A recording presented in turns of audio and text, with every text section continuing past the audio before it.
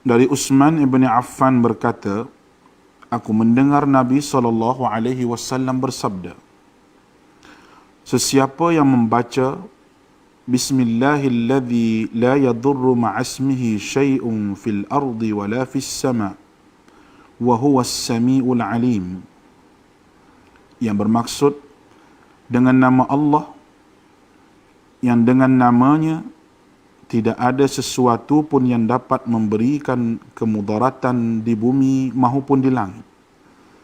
Dialah yang maha mendengar lagi maha mengetahui. Sebanyak 3 kali, maka dia tidak akan ditimpa bala yang datang secara tiba-tiba sehingga subuh. Dan barang siapa yang membacanya ketika subuh sebanyak 3 kali, maka dia tidak akan ditimpa bala secara tiba-tiba sehingga petang, iaitu malam. Hadis rawahu Abu Dawud menurut Syekh Syu'ib Al-Arnud. Hadis ini adalah hasan.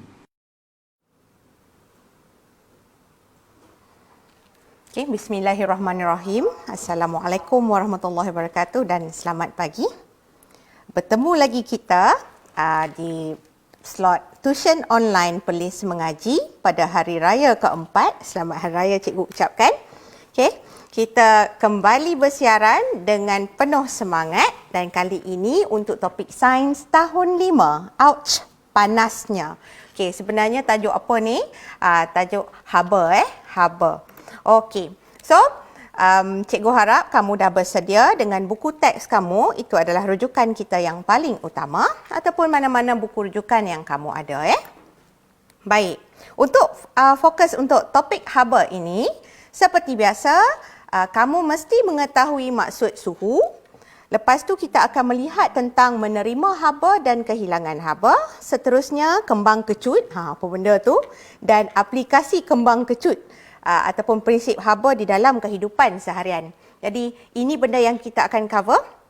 Ini adalah topik atau subtopik yang perlu kamu kuasai untuk topik haba ini. Alright. Seperti biasa mesti ada lagu. Okey, dengan cikgu memang tak sah kalau tak ada lagu.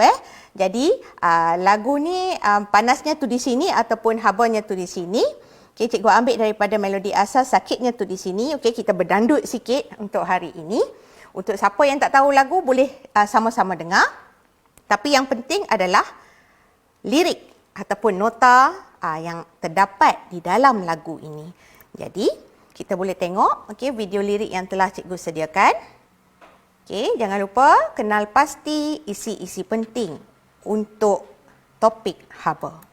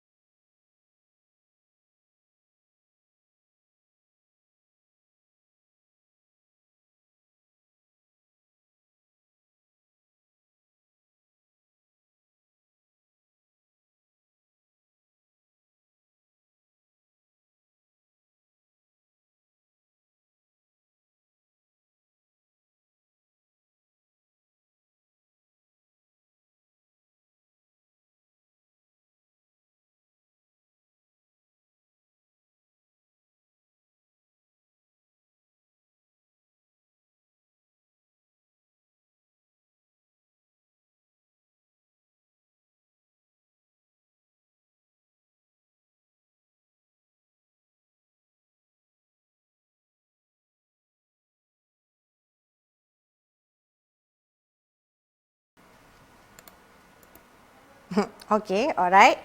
Dangdut kita. Pagi-pagi dia kena ceria Okey, jangan lupa jenguk-jenguk dan tonton video di channel YouTube Cikgu Sharifah Azia untuk lebih banyak video perkongsian ya. Baik, kita tengok lagi sekali apakah fokus untuk topik haba, dan ini adalah persoalan-persoalan yang perlu kita tahu dan perlu kita ingat untuk topik ini. Jadi, yang pertama, seperti biasa, maksud. Okey, istilah bagi suhu. So, apakah yang dimaksudkan dengan suhu? Okey, so di sini Okey, oh apakah suhu tahap kepanasan? Unitnya Celsius, ukur termometer. Okey, so dapat tak apakah yang dimaksudkan dengan suhu? Pada lirik cikgu bubuh simple je, cikgu letakkan yang simple saja, 2 perkataan saja, iaitu tahap kepanasan. Okey, kita boleh rujuk dalam buku teks kita, muka surat 128, okey, buku teks sains tahun 5. Okey. Ada perenggan yang menyatakan maksud suhu. Jadi, kata kuncinya ialah suhu. Suhu ialah ukuran darjah kepanasan untuk sesuatu bahan atau objek. Jadi, kita dah belajar tajuk tentang haba dulu, iaitu tenaga haba, sejenis bentuk tenaga yang mana bila kita mengenal ataupun cara untuk kita mengenal tenaga haba, bila kita sentuh sesuatu objek itu, sekiranya kita rasakan kepanasannya atau rasa suam sikit pun, maka objek itu mengandungi tenaga haba. Tapi kita nak tahu berapa banyak kandungan haba di dalam sesuatu bahan itu, jadi kita perlu mengukur suhu dia.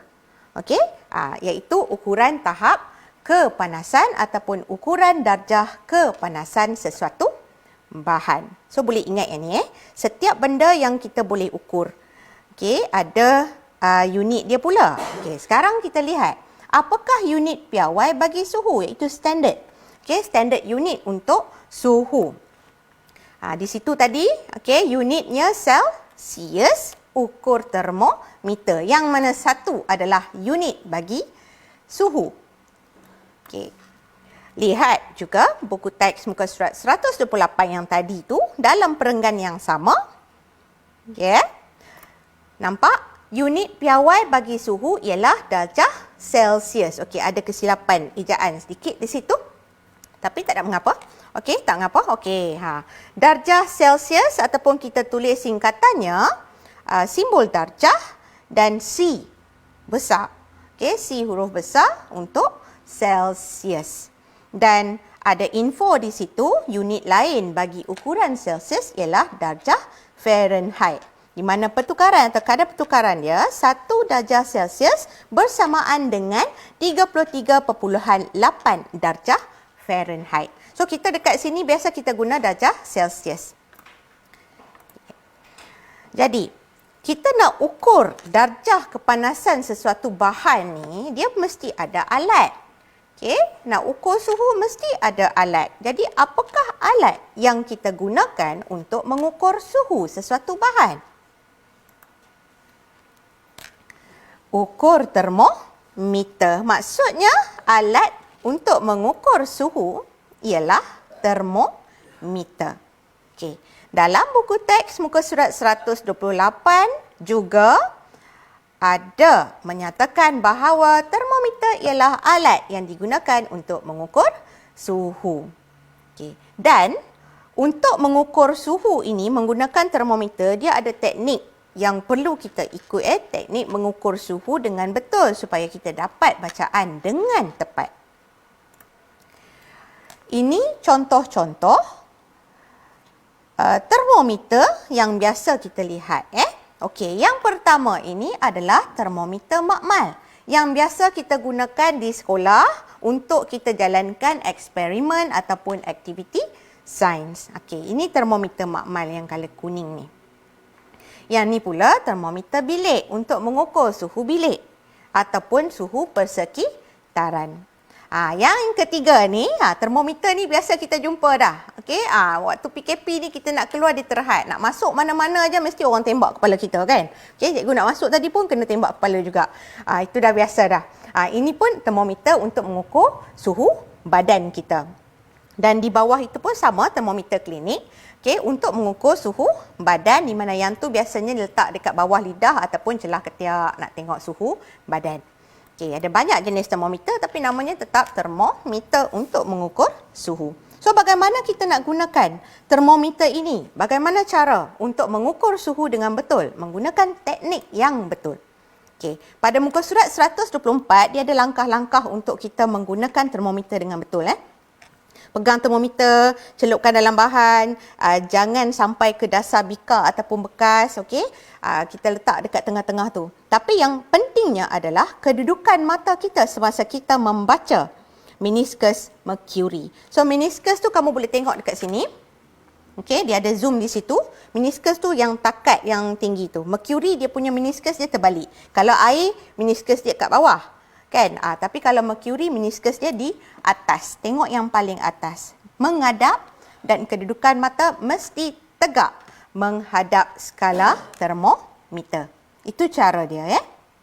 Dan kita kena pastikan aras ataupun takat mercury tu dah berhenti, betul-betul berhenti baru kita baca. Jangan kita baca semasa dia tengah duk naik ataupun turun lagi. Semasa dia bergerak tak tepat lagi. Jadi kita kena tunggu aras meniscus mercury itu berhenti. Okey, baru kita baca dan catatkan suhunya. Okey. Alright. Untuk tajuk haba ini, bendanya simple je, ada dua benda. Okey, dua subtopik. Okey. Yang pertama ialah menerima haba dengan kehilangan haba. Okey, terima haba, kehilangan haba.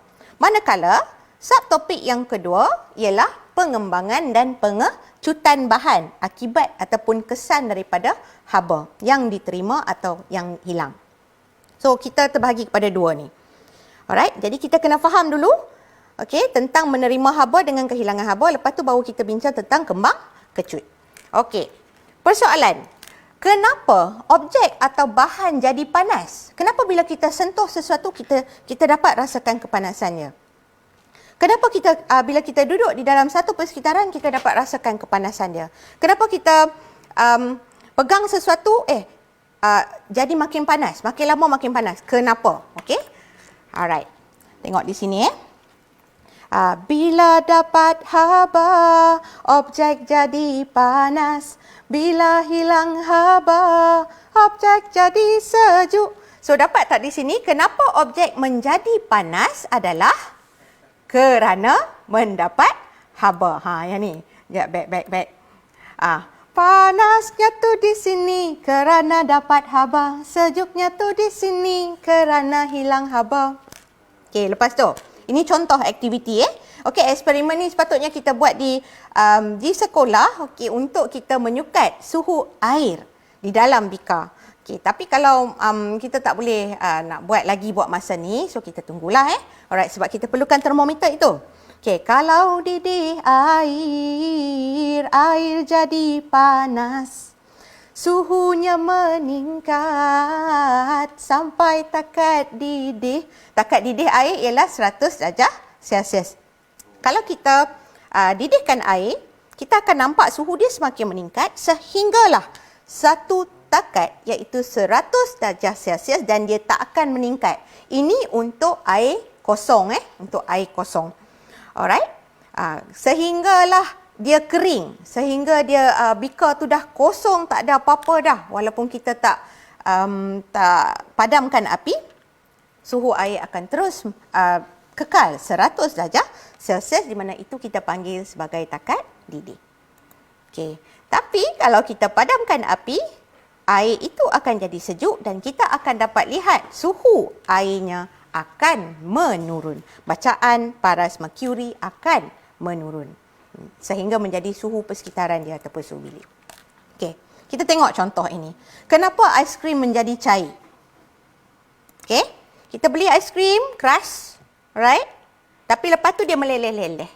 Dia bertukar. Dulu kita dah belajar tajuk jirim kan? Okey, jirim ni dia ada satu proses peleburan di mana pepejah bertukar menjadi cecair. So inilah, okey, aiskrim menjadi cair. Kenapa? Okey. Ais melebur, ketulan ais. Okey?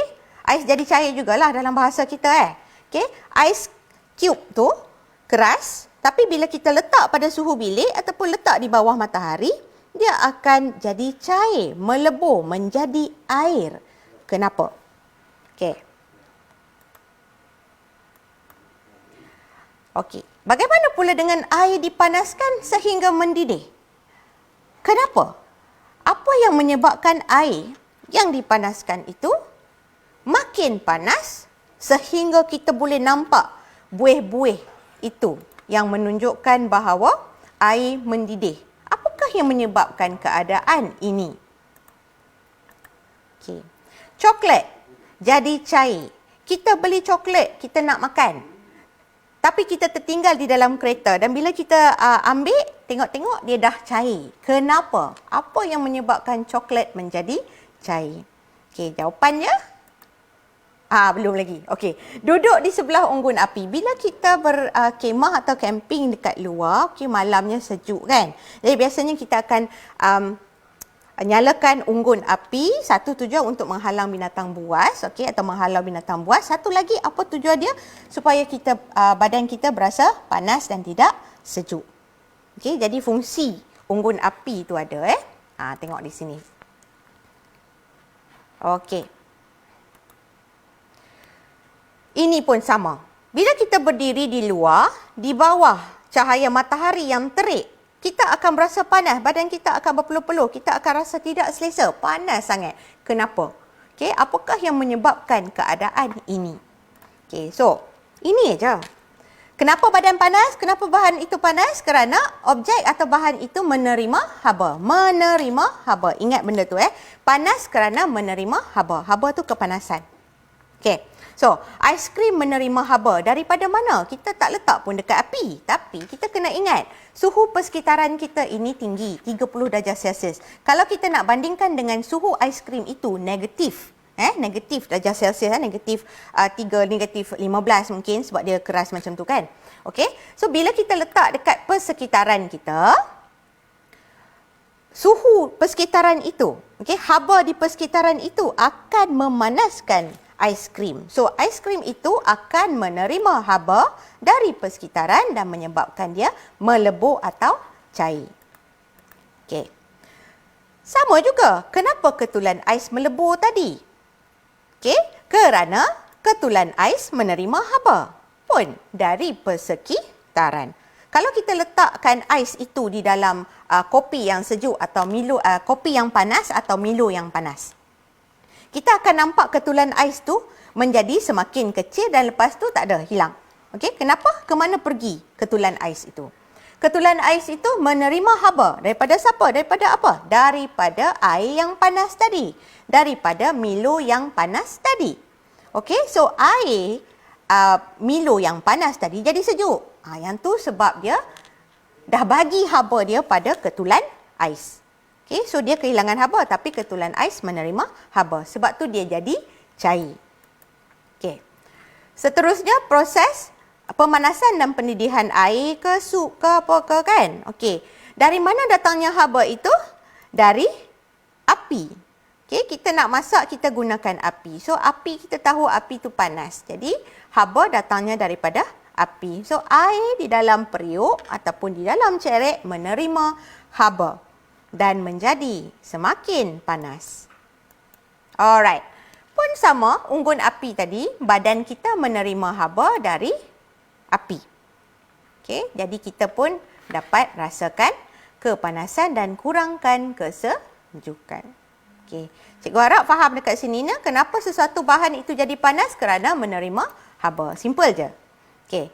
Badan pun menerima haba daripada matahari. Sebab tu bila kita duduk di bawah matahari yang terik, okay, kita akan rasa panas, badan kita akan berpeluh-peluh. Panas tu. Daripada mana? Daripada matahari. Okey. Sekarang ni kenapa objek menjadi sejuk? Kalau tadi kenapa objek menjadi panas, sekarang ni kenapa objek jadi sejuk? Lawan dia. Okey. Kopi panas. Mula-mula kita bancuh kopi, dia berasak-rasak. Nak minum pun sakit lidah kan? Jadi kita biarkan dulu. Lama kelamaan, kopi tu dah jadi makin suam, dah okey, boleh dah minum. Kalau biar lagi, dia akan jadi lagi sejuk. Kalau letak dalam peti sejuk pun lagi sejuk dia. Kenapa? Okey. Bila kita duduk di dalam bilik berhawa dingin ataupun bilik yang ada aircon, badan kita akan rasa sejuk. Okey? Kadang-kadang kalau kita setting dia punya suhu tu minimum sekali iaitu 16 darjah Celsius memang boleh ketar-ketar kan. Terutamanya kalau hari hujan kan. Okey? Kenapa kita boleh rasa sejuk bila kita berada di dalam sesuatu persekitaran? Makanan. Bila kita letakkan makanan di dalam peti sejuk, sama ada di bawah ataupun peti sejuk beku di atas tu, kenapakah makanan ataupun minuman tersebut menjadi sejuk? Kenapa sampai jadi beku? Kenapa? Okey. Ni semua adalah contoh-contoh. Yang ni. Okey, sekarang ni dah habis puasa kan? Okey, ni bolehlah nak pergi mana-mana restoran makanan segera ni. Okey. Pernah makan yang ni? Sundae ni yang apa tu coklat top tu kan? Okey. Coklat cair tu dia tuang dekat atas aiskrim dan coklat yang cair tadi dia membeku serta merta, cepat je dia membeku. Okey. Kenapa? Apa yang berlaku kepada coklat cair tersebut? Okey. Keras. Okey. Jawapannya ialah kerana objek atau bahan kehilangan haba. Haba keluar daripada badan dia. Ya. Daripada dia rasa panas, dah dia bagi haba ke persekitaran, hilang haba ke persekitaran, maka dia akan jadi sejuk. Kopi yang panas jadi sejuk kerana kehilangan haba. Haba pergi ke persekitaran. Badan kita juga ada haba. Kalau kita pegang badan kita ni kan mamalia berdarah panas. Kita boleh rasa okey, kalau badan kita sejuk memanjang tu maknanya ada problem lah juga kan. Okey. So kenapa bila kita duduk dalam bilik yang beraircon atau berhawa dingin kita rasa sejuk? Kerana badan kita kehilangan haba. Hilang. Okey. Makanan pun sama. Makanan juga kehilangan haba. Bila dah duduk di dalam persekitaran yang sejuk begitu, maka lama-kelamaan makanan itu akan kehilangan haba. Dan kalau kita letak di atas, di tempat di peti sejuk beku itu, yang suhunya negatif itu, okay, dia memang boleh jadi beku. Okay. Coklat juga. Kenapa coklat membeku begitu apabila diletakkan pada aiskrim? Okay. Apa? Coklat kehilangan haba. Coklat cair dia panas sikit kan? Tapi bila letak pada permukaan aiskrim itu, dia akan kehilangan haba. Lalu dia akan mengeras, dia akan membeku. Manakala aiskrim pula, dia akan jadi cair. Kerana apa? Kerana aiskrim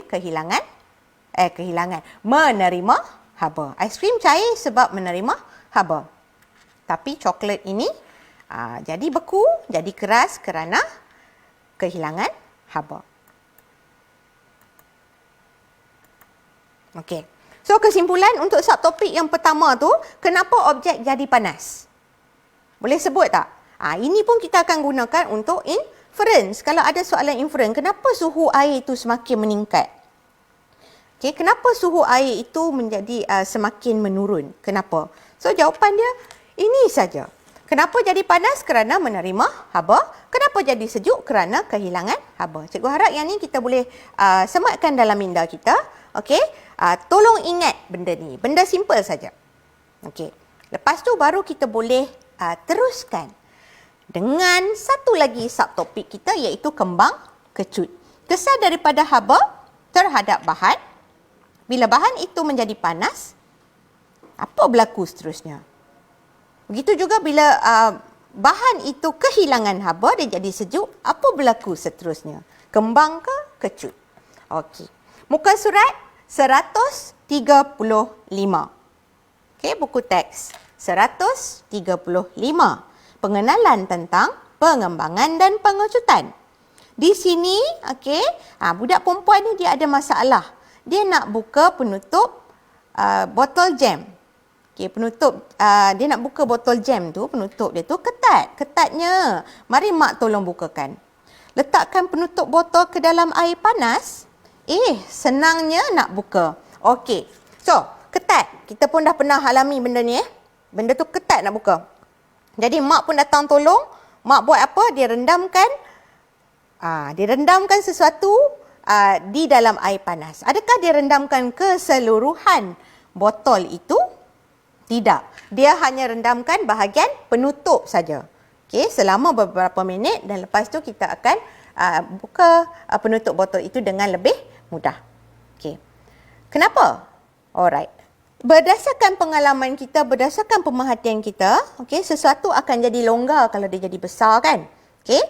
Macam baju kita lah. Kalau kita pakai baju tu dah lama, lama-lama dia jadi longgar. Adakah kita kurus ataupun baju tu dah jadi orang Perlis panggil meri. Meri. Dia jadi loose. Kan? Okey. So yang ni pun sama juga. Kita tahu apabila sesuatu objek dipanaskan, dia menerima haba, akan berlaku sesuatu iaitu dia akan mengembang. Mengembang jadi lebih besar. So, penutup botol atau penutup balang tadi yang direndam dalam air panas, dia akan mengembang. Bila dia mengembang, botol tu, penutup tu akan jadi longgar. Jadi lebih senang nak buka. Okey. Ingat ini. Bahan akan mengembang apabila menerima haba. Ini subtopik yang kedua. Kalau tadi setakat menerima haba dengan kehilangan haba. Sekarang ni kalau kita kenakan sesuatu ke atas bahan, nampak dia jadi makin besar ataupun longgar. Okey? Maka itu tentang mengembang apabila dipanaskan ataupun mengembang apabila kehilangan haba. Tengok lagi, contoh kedua. Gelas ini melekat. Bagaimanakah saya hendak pisahkannya? Kita masukkan ais ke dalam gelas yang di atas. Wah, mudahnya. Gelas tidak melekat lagi. Okey. Pernah gelas. Ada dua gelas melekat. Nak tarik tu susah. Okey, sekarang ni kita fikirkan. Macam mana kita nak bagi longgar? Gelas atas dengan gelas bawah nak bagi longgar. Yang mana satu kita nak bagi jadi kecil? Atau yang mana satu kita nak bagi jadi besar? Okey, kalau yang atas kita bagi besar, dia akan jadi lebih ketat. So sekarang, solution dia ataupun penyelesaian dia, yang atas kena kecil.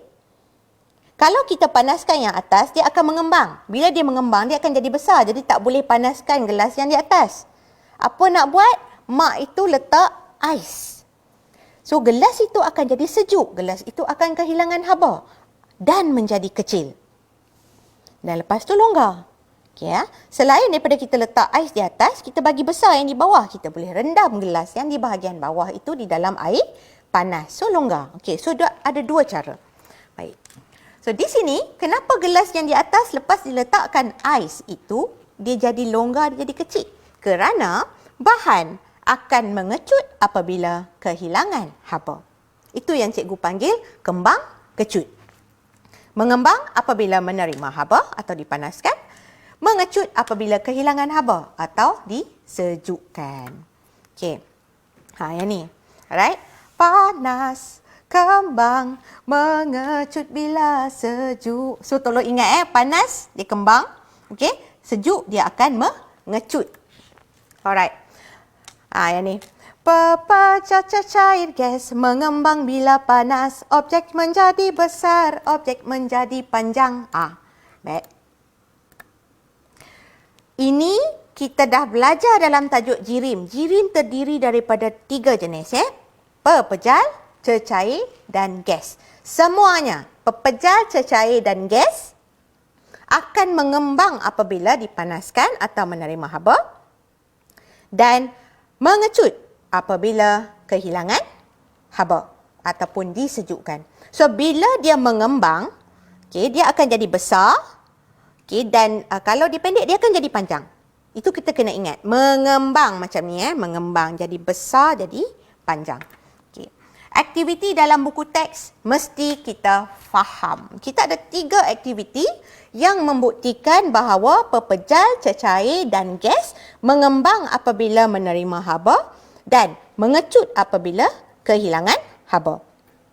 So boleh rujuk buku teks tahun 5 ini, muka surat 136, aktiviti yang pertama dia gunakan berbola besi dan gelung besi. Boleh tengok Okey, ini dia punya demo. Alright, video dia.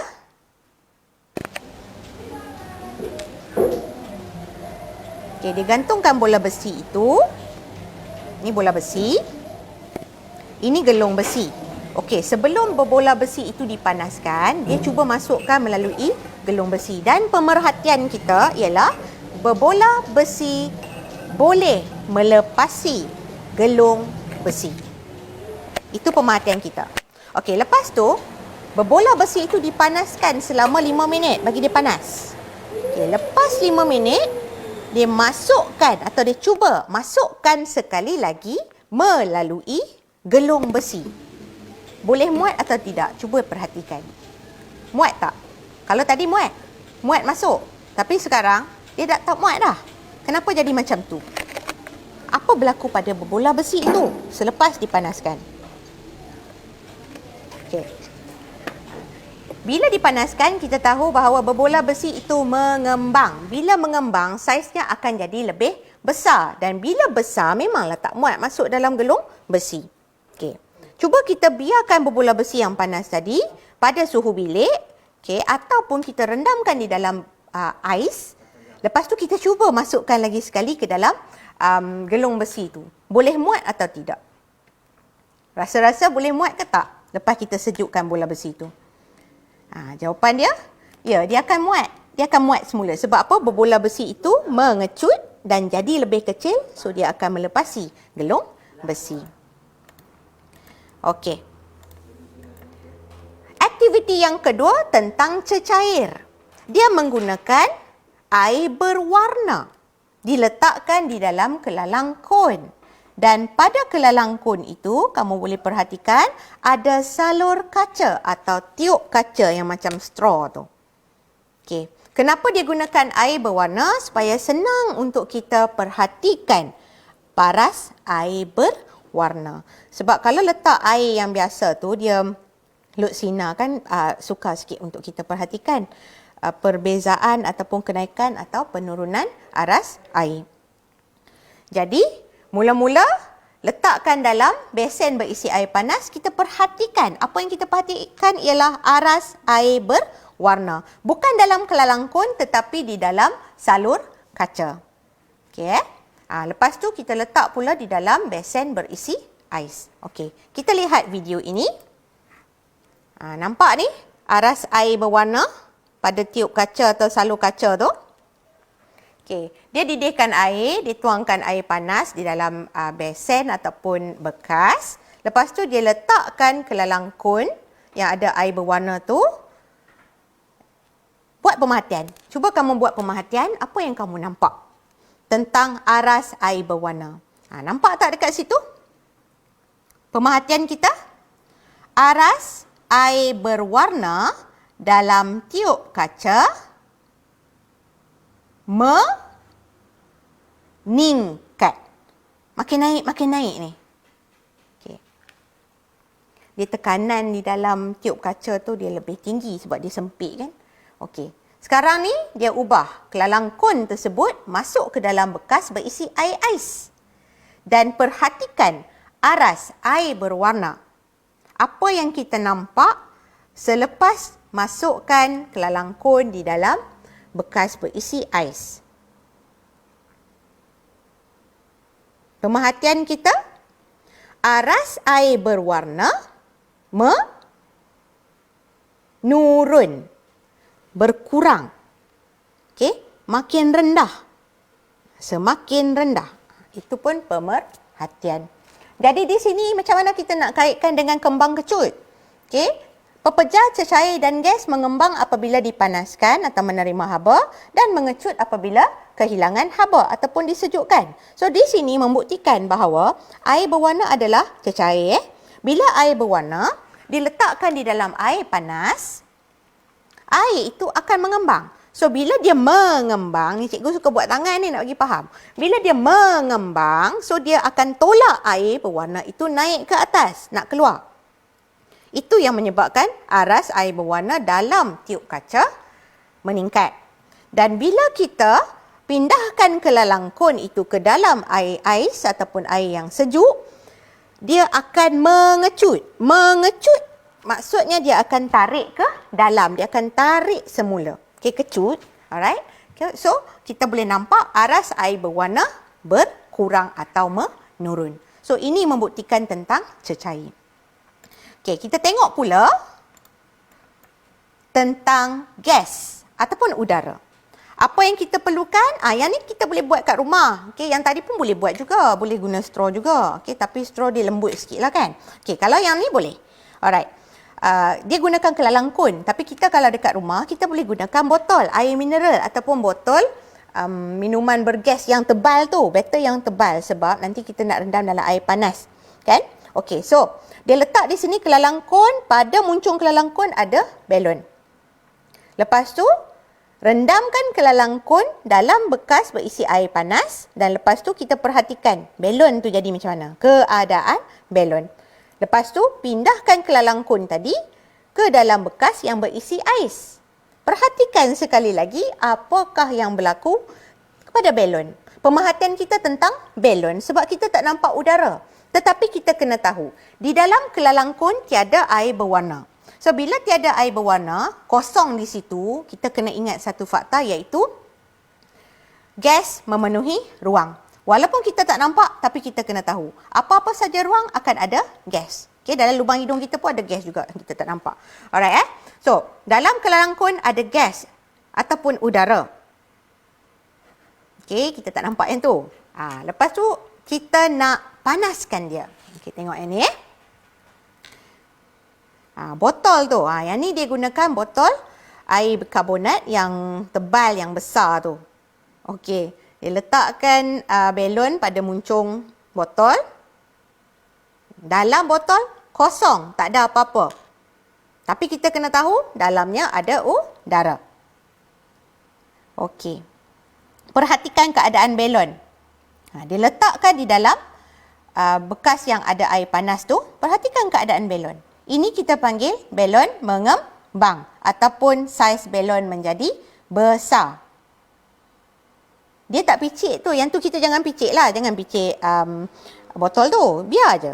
Biar je. Tak payah pegang pun tak apa. Nanti lama-lama dia akan naik. Okey, sekarang ni dia pindahkan botol tersebut ke dalam bekas berisi air sejuk yang ada ais. Perhatikan keadaan belon. Apa berlaku? Belon mengempis. Tu letak semula pada air panas. Belon mengembang. Letak pada air sejuk. Belon mengempis. Ramai murid selalunya dia akan kata belon mengecut. Okey? Alright, kita panggil belon mengembang, belon mengempis. Itu pemerhatian kita. Okay. Dan kenapa? Apa yang menyebabkan keadaan ini? Ingat tadi, pepejar, cecair dan gas mengembang apabila menerima haba, mengecut apabila kehilangan haba.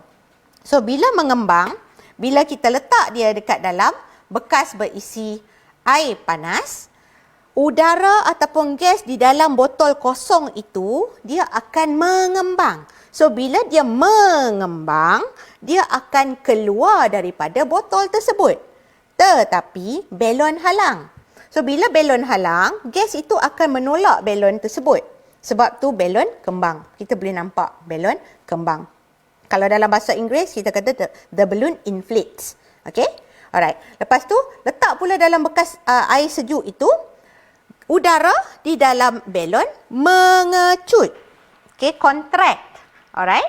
Mengecut, so dia akan tarik masuk ke dalam. Sebab tu, belon itu akan kempis. Okay. Inferen dia adalah kerana udara mengembang apabila dipanaskan dan mengecut apabila disejukkan. So, ini adalah 3 eksperimen yang kamu kena ingat tentang pepejar, cecair dan gas mengembang apabila dipanaskan dan mengecut apabila disejukkan. So, kesimpulan untuk subtopik ini kena ingat pepejar, cecair, gas mengembang apabila menerima haba ataupun dipanaskan. Dan bila dia menerima haba, saiznya akan jadi lebih besar, lebih panjang. Manakala bila dia disejukkan, pepejar, cecair dan gas ini akan mengecut, dan saiznya akan menjadi lebih kecil dan lebih pendek. Cikgu harap kamu faham yang ni. Okey. Sekarang kita akan bincangkan contoh aplikasi prinsip haba dalam kehidupan seharian kita. Penting ni. Okey, kena tahu Alright Pertama, semua ni ada dalam buku teks. Okey, ruangan antara landasan kereta api. Kita tengok situasi A, ada ruang di antara landasan kereta api. So pada waktu siang, landasan tu okey. Tapi kalau situasi B, dia tiada ruang, maknanya dia pasang dekat macam ni. Kan? Okey. So, apa berlaku pada waktu siang? Landasan kereta api akan mengembang. Bila mengembang, tak ada ruang, dia akan membengkok. So, bila membengkok menyebabkan kemalangan, kereta api akan tergelincir. Okey, ini lirik. Okey, perlu ada ruang, kalau tidak rosak. Landasan kereta api juga jambatan besi. Ini contoh penggunaan aplikasi prinsip haba dalam kehidupan. So, kita lihat di sini ruangan antara landasan kereta api. Ni nampak tak gap ni? Ni kita panggil gap ataupun ruang antara landasan. Untuk membenarkan pengembangan landasan kereta api sewaktu cuaca panas ataupun akibat geseran antara landasan dengan tayar kereta api.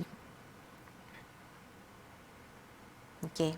Nampak tak dia jadi panjang macam tu? So, bila ada ruang, sekurang-kurangnya dia ada ruang untuk dia mengembang, jadi dia tak bertemu. Tetapi kalau tiada ruang, dia akan bertemu dan tolak antara satu sama lain. Itu yang menyebabkan landasan jadi bengkok. Tengok ni, kemalangan yang disebabkan oleh landasan kereta api yang membengkok. Okey. So, apakah tujuan pemasangan landasan kereta api mempunyai ruang di antaranya? Ialah untuk mengelakkan landasan kereta api daripada membengkok pada waktu panas. Okey. Contoh yang kedua ialah pemasangan kabel elektrik yang sengaja dipasang kendur. Dia tak pasang straight, dia tak pasang tegang. Kenapa dipasang kendur? Tengok situasi A, kalau dipasang kendur, pada waktu malam kita tahu cuaca atau suhu berkurang. Okey, cuaca dia jadi sejuk. Jadi, kabel elektrik dia akan mengecut. Bila mengecut, dia akan jadi pendek. Kalau kita dah memang sedia pasang kendur, so bila dia tegang ataupun jadi pendek tu, dia belum putus lagi. Dia cukup lah untuk dia mengecut tu. Tapi kalau situasi B, waktu siang pun kita pasang tegang, kan? Orang Perlis panggil cekang. Okey. Tegang macam tu. Waktu malam, kabel akan mengecut, so dia akan tarik. Dia akan tarik menyebabkan kabel terputus. So, kemalangan akan berlaku, boleh menyebabkan kematian ni. Renjatan elektrik boleh berlaku, electrocution kita panggil dalam bahasa Inggeris. Okey, so kenapakah kabel elektrik sengaja dipasang kendur? Okey. Untuk mengelakkan kabel elektrik daripada terputus pada waktu malam. Kalau tadi landasan kereta api ada ruang pada waktu siang membenarkan pengembangan. Tapi kalau kabel elektrik dipasang kendur untuk mengelakkan dia terputus pada waktu malam. Okey, contoh ketiga ialah penggunaan termometer untuk mengukur suhu badan. Dalam termometer ada sejenis logam iaitu merkuri. Okey, merkuri ini digunakan kerana ia sangat sensitif terhadap perubahan haba. Okey, panas sikit je dia akan naik, sejuk sikit pun dia akan turun. Jadi di dalam termometer ada merkuri ini, bila kita rendam ataupun kita letakkan termometer di dalam mulut kita ataupun di persekitaran sendiri, okey, dia akan naik dan turun. Bukan termometer yang naik atau turun, merkuri di dalam termometer itu akan naik dan turun. Yang tu yang kita akan baca tu. Okey, apa tu? Bila merkuri di dalam termometer itu menerima haba, dia akan mengembang. So macam biasa, mengembang dia akan naik. Dan bila dia sejuk, persekitaran sejuk, dia akan mengecut, dia akan turun. Okey, seterusnya, kegunaan prinsip haba dalam kehidupan kita ialah mengembalikan bentuk asal bola pimpong. Main bola pimpong. Okey, lepas tu bola pimpong kemik. Bagaimana cara untuk nak kembalikan bola pimpong ini menggunakan prinsip haba? Kita tahu dalam bola pimpong kosong, ada ruang di dalamnya dan pastinya ada udara. Jadi apa yang kita perlu buat nak kembalikan dia kepada bentuk asal? Kita rendamkan bola pimpong itu di dalam air panas. Apa berlaku pada bola pimpong? Kita akan nampak bola pimpong itu akan kembali bentuknya seperti asal. Tapi di sebaliknya apa yang berlaku? udara di dalam bola pimpong mengembang apabila menerima haba. So, bila dia mengembang, dia akan tolak dinding bola pimpong itu dan bola pimpong itu akan kembali ke bentuk asal. Okey.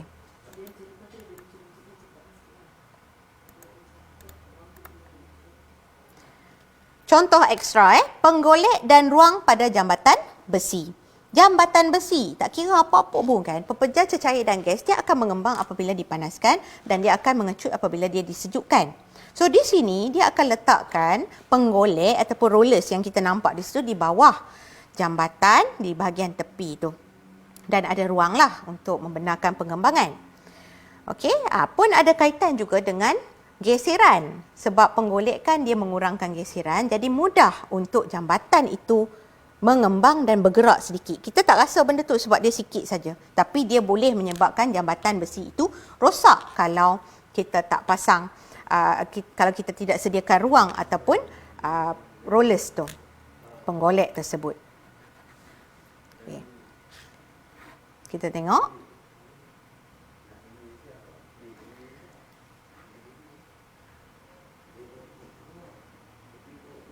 Okey. Alright. So, kita dah sampai pada rumusan topik. Okay. Kita dah tahu maksud suhu, ukuran, darjah kepanasan. Kita dah tahu unit piawai suhu, darjah Celsius, dan satu lagi unit ialah darjah Fahrenheit. Yang biasa kita guna adalah darjah Celsius. Okay. Kita dah tahu alat pengukur suhu iaitu termometer. Okay. Lepas tu kita masuk kepada subtopik yang pertama iaitu menerima haba dan kehilangan haba. Kenapa panas? Menerima haba. Kenapa sejuk? Kehilangan haba. Okay. Lepas tu kita dah tengok 3 eksperimen kesan haba terhadap bahan. Pepejar cecair dan gas mengembang apabila menerima haba ataupun mengembang apabila dipanaskan, di mana saiz akan menjadi lebih besar dan lebih panjang. Manakala pepejar cecair dan gas akan mengecut apabila disejukkan ataupun kehilangan haba dan saiznya akan menjadi lebih kecil serta lebih pendek.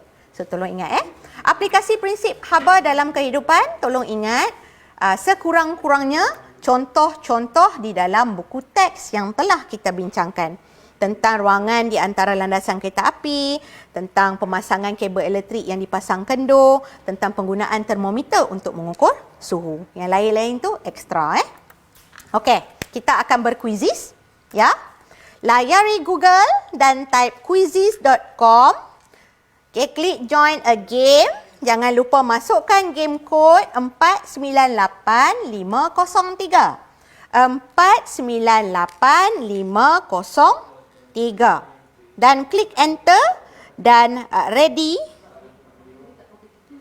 ready untuk kita mulakan. Okey. 498503.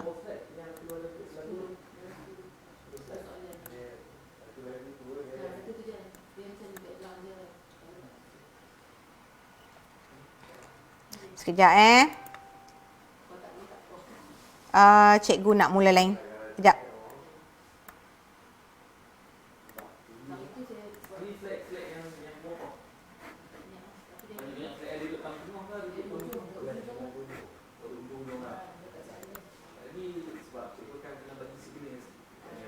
Ya dia tadi terdisconnected tadi ni. Cikgu kena masuk semula Sekejap.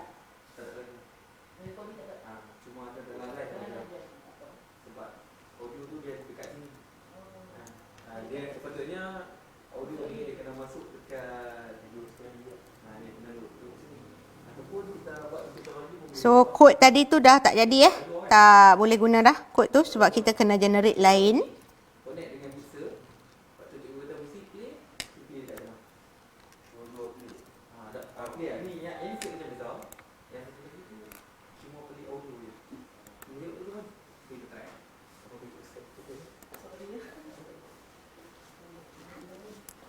Okey. Okey. So masuk kod baru 772 462. Okey, 772 462. Tak apa, cikgu bagi masa untuk kamu join.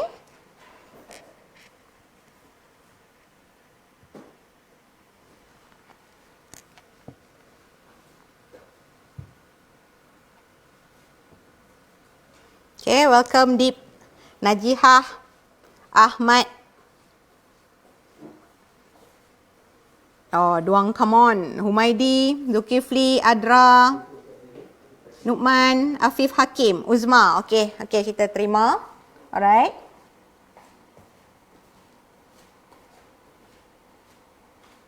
Teruskan. Imran Hasif, Dafni, Nazmi, SKPP, Terjaya Presin 9. Habil, Faris Panggas. Okey, kita teruskan. Muhaimin, Sofia, Wang Yong. Okay, good guy. Siapa good guy tu? Damia, Isha, Kavish, Razki.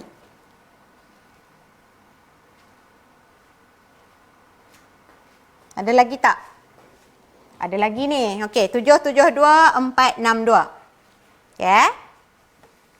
Yang lain-lain yang dah masuk tu just standby. Nanti anytime cikgu akan klik start. Arisa.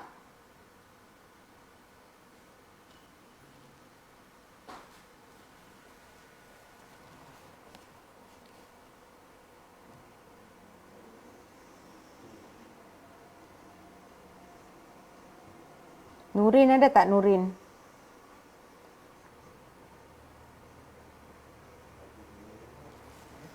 Okey, ready dengan kiraan. Ada lagi masuk tu, Rafida. Cikgu nak bagi 40 lah. Okey? Ni pagi-pagi pukul 9 ada yang tidur lagi ke apa ni? Teruslah. Okey Alright. Dengan kiraan. Ready? 3 2 1. Okey, kita mula. Go.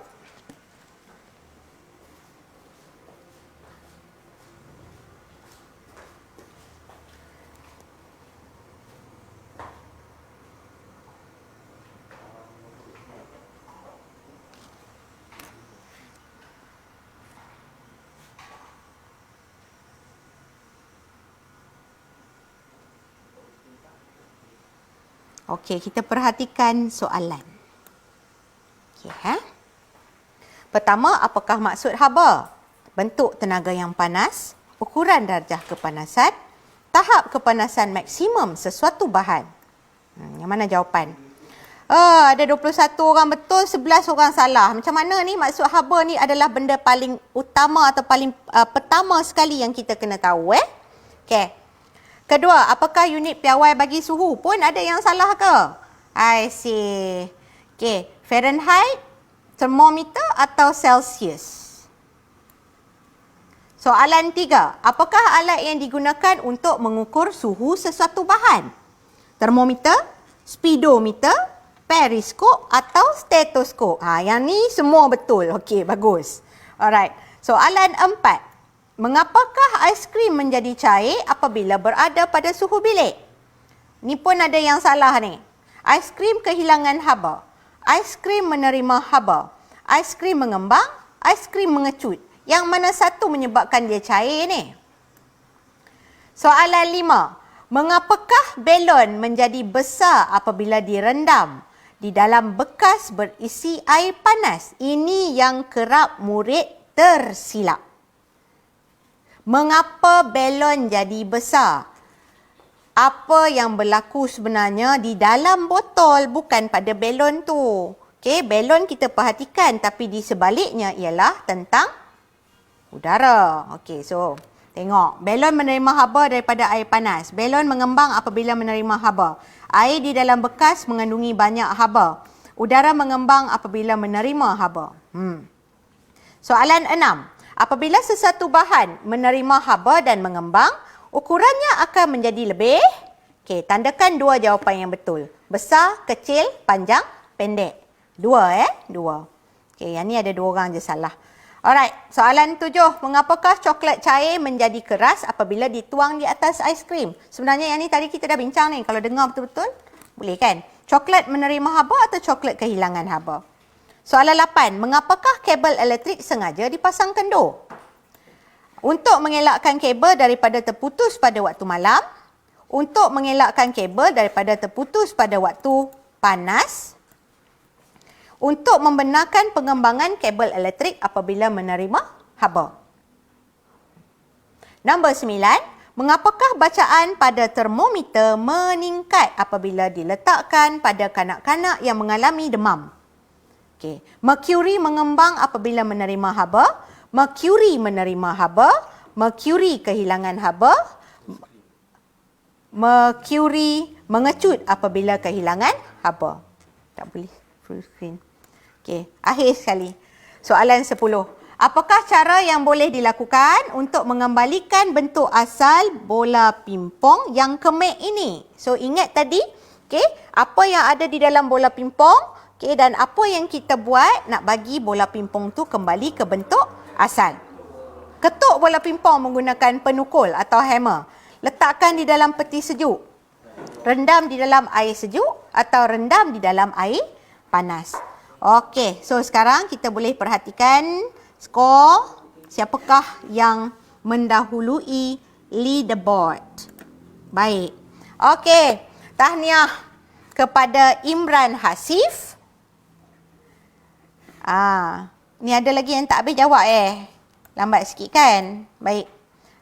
Nombor 2, Damia. Nombor 3, Hacker. Tapi cikgu nak tengok dulu, kita kena end game baru kita tahu siapa yang mendahului. Betul-betul. Okey. Okey, betul lah tu. Tempat ketiga, Hacker ke Hacker ni? Okey, tempat kedua Damia, tempat ketiga Imran Hasif. Okey, tahniah cikgu ucapkan. Jangan lupa kontak cikgu. Okey. Banyak hadiah nak kena bagi ni. Okey. Alright, well done kepada yang turut serta dalam kuisis kita. Jangan lupa follow Twitter, visit YouTube channel, join group Facebook, visit laman blog serta join channel Quiz Science Online melalui aplikasi Telegram. Sekali lagi cikgu ucapkan selamat Hari Raya Aidilfitri, maaf zahir dan batin. Okey. Raya PKP kali ini berlainan daripada kebiasaan, tapi kita harus mengadaptasi dengan persekitaran kita ini. Okey. Akhir kata, duduk rumah, hapus COVID-19. Thank you frontliners. Salam Syawal 1441 Hijrah. Kita jaga kita. Assalamualaikum warahmatullahi wabarakatuh dan selamat sejahtera. Jumpa lagi.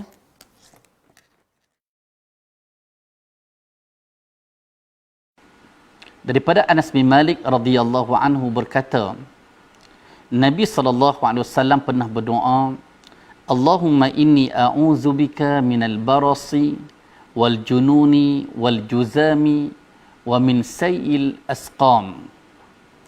Ya Allah, aku berlindung denganmu daripada penyakit sopak, penyakit gila, penyakit kusta dan penyakit-penyakit yang buruk. Hadis diriwayatkan oleh Al-Imam Abu Dawud dengan sanad yang sahih.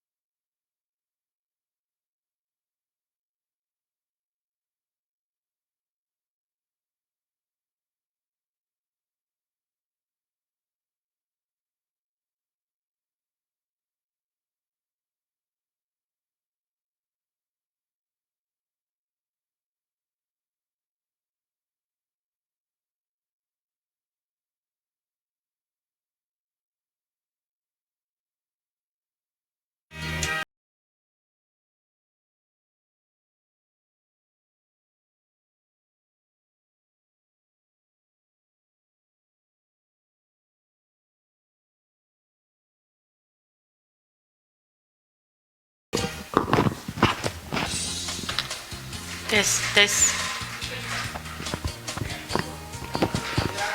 Tes, tes. Assalamualaikum.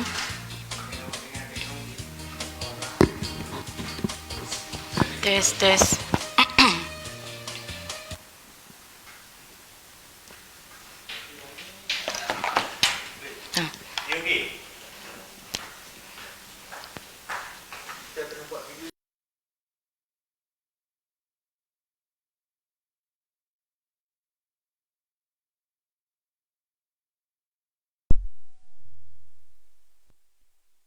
Dan.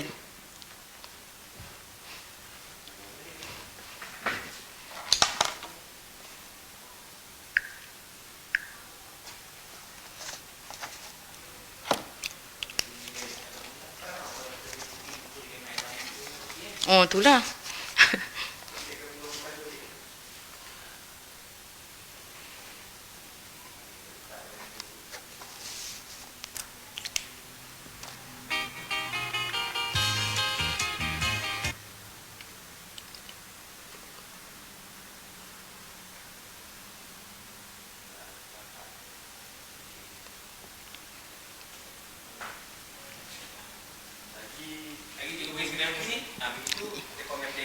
Okey.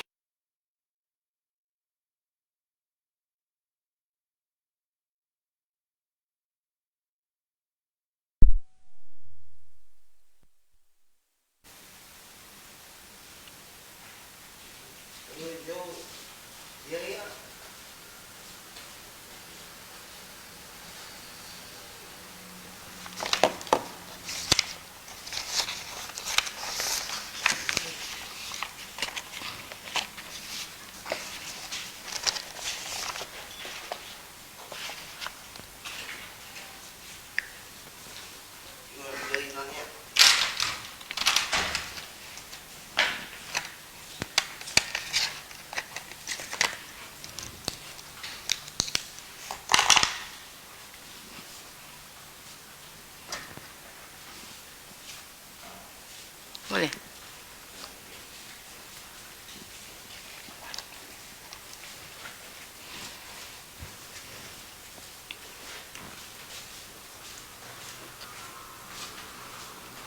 Puasa. Terima kasih.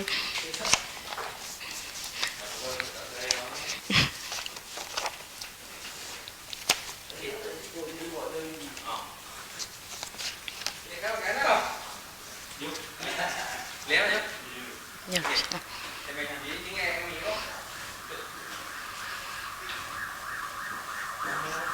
Ada mouse tak? Tak ada mouse ah.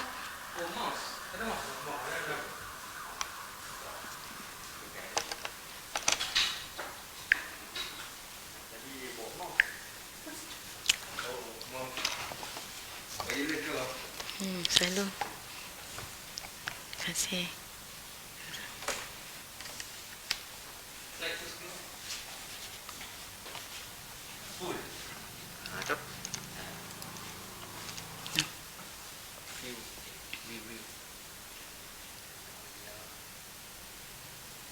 Nampak view full tak? Ya.